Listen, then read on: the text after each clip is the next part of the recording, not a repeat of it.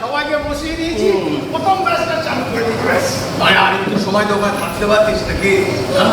অনেকক্ষণ ছিলাম তো। লোক না থাকলে ওখানে হয় শোনো শোনো, তোমরা থাকবে এখানে, আমি যাচ্ছি, আমি দেখছি। কি করছিস? ও চুমকি যাচ্ছে তো। ও সরি সরি। দেখতে দেখতে আমার দিদি ভাই ভাত খাওয়ার বয়স হয়ে গেল।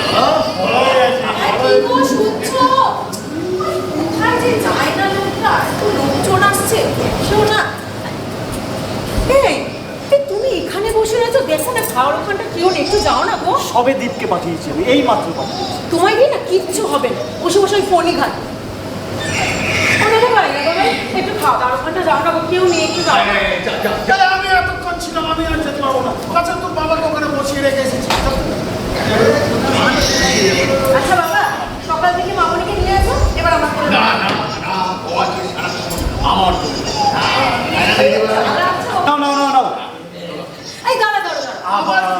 আরে বাবা, আমরা সবাই এখানে রয়েছি, মা কোথায়? তাকে তো সকাল থেকে দেখতে পাচ্ছি না। দাদা ভাই দেখ না, মা মা আইতাছি রে, আইতাছি। আইতাছি রে, আইতাছি। কি দেখছিস? কি রে এত মামা মামা করিস কি? ব্যাপারটা কি? কই ছিলা বল তো তুমি?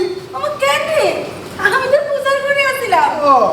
আমার দিদি ভাই মুখে পেশা দিন রে, আমার ঠাকুরের পেশা মুখে সোয়াইবো না, তাই কি বল?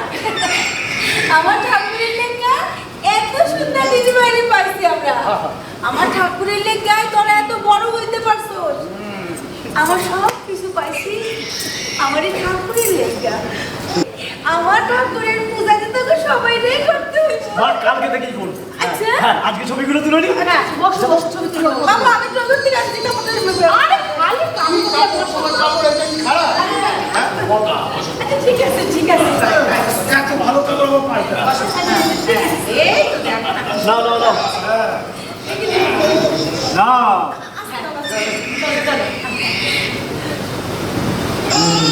তোমরা বলি কেন আরেকটা নে না? দাঁড়িয়ে তুলি। আমি এসেছি, ডাক্তার কি লাসো লাসো? আজি এসেছি, আজি এসেছি, এসেছি বধুরে নিয়ে এই হাসির উপগান। আঙ্কেল শোনো না, হ্যাঁ তারা কাজ করো, তোমার দিদিভাইকে নিয়ে দাঁড়াও, একটা ছবি তুলো। হ্যাঁ আসো আসো আসো। এই দাঁড়াও দাঁড়াও, আরে এতক্ষণ তো তুমি সব ছবি তুলছিলে, তার মানে তুমি কোনো ছবিতেই নেই। থাকছে তোমরা সবাই দাঁড়িয়ে পড়ো, আমি তোমাদের একখানা গ্রুপ ছবি তুলে দিই। আচ্ছা একটা ছবি তুলে নি, তারপর দাঁড়াও দাঁড়াও, গার্লফ্রেন্ডের সঙ্গে আমি তুলবো। এই যে তোলো তোলো তোলো নাও, হ্যাঁ। এই বিমল বিমল দাঁড়াও, এই তোর ফোনটা কেন? আরে বিমলের হোয়াটসঅ্যাপ নম্বর আছে, আমি পাঠিয়ে দেবো, নো চাপ। আরে না না, ওর ক্যামেরাটা খুব ভালো, ভালো ছবি ওঠে। তাই দে দে দে দে দে। দেখে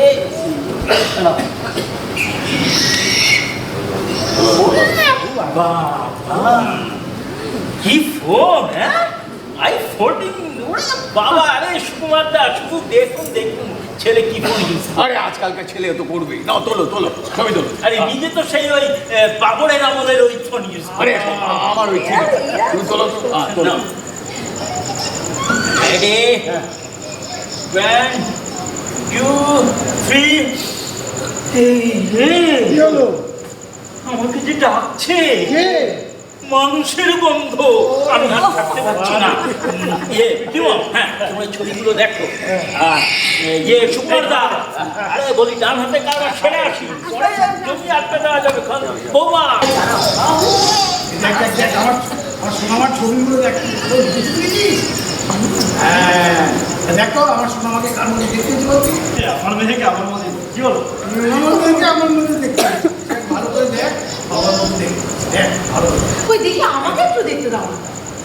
এই যে না গো দাদা ভাই, মায়ের মতো কিছু না হলেও বাবার মতো তো একদমই না। বাবার সাথে তোমাদেরই কোনো মিল নেই, বাবার কোনো কিছুই পাওনি তোমরা।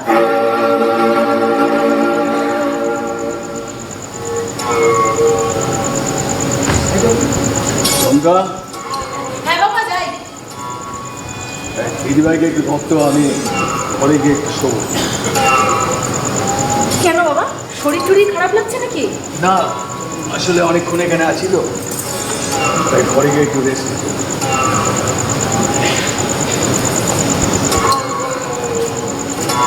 মনোরমা, আমার ঘরে এখন তোমরা কে বেশো?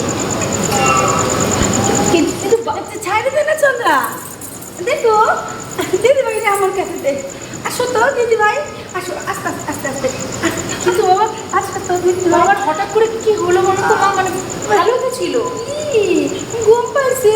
আরে ওরা তো মানে জানায়। আচ্ছা ঠিক আছে ঠিক আছে, আচ্ছা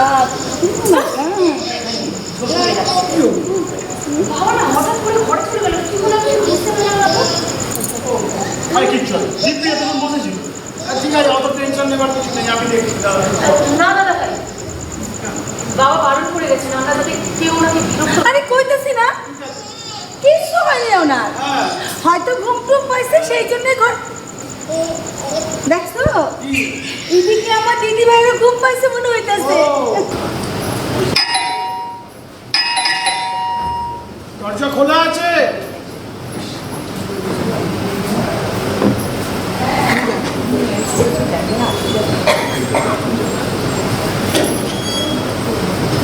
শ্যামদা, কি গো? হ্যাঁ আরে কি? আয় আয় বস বস বস। বলো। আরে তুই কোথায় গেছিলি বলতো? আর বলো। আর বলো না মানে, সেই যে আমার ভাইজির অন্নপ্রাশনে এলি, তারপর থেকে তো তোর কোনো পাত্তাই নেই। এই তোমার ভাইজির অন্নপ্রাশন বলতে মনে পড়ে কি? ওহ, সেদিন যা খেয়েছিলাম না, মাটনটা দুর্দান্ত করে দিয়েছিল। মিষ্টিও অনেকগুলো খেয়েছিলাম, বুঝলে? এই মিষ্টিটা কোথা থেকে করেছিল? কেন আমাদের মতো? মধু। হ্যাঁ। এই তাহলে স্পেশাল অর্ডার দিয়েছিলেন, নইলে মধু খেলাম। বাড়িতে একটা অনুষ্ঠান, একটা স্পেশাল কিছু হবে না বল? হ্যাঁ, তারপর জানো তো তোমাদের বাড়ি থেকে খেয়ে দিয়ে গেলাম একটু রেস্ট নেবো। সারাদিন খাটাখাটি হয়েছিল, ভাবলাম রেস্ট নেবো, একটু ঝুলাম।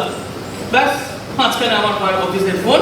আর তুমি তো জানোই আমার তো বাক্স ব্যাটরা গোছানোই থাকে। আর ব্যাস চললাম।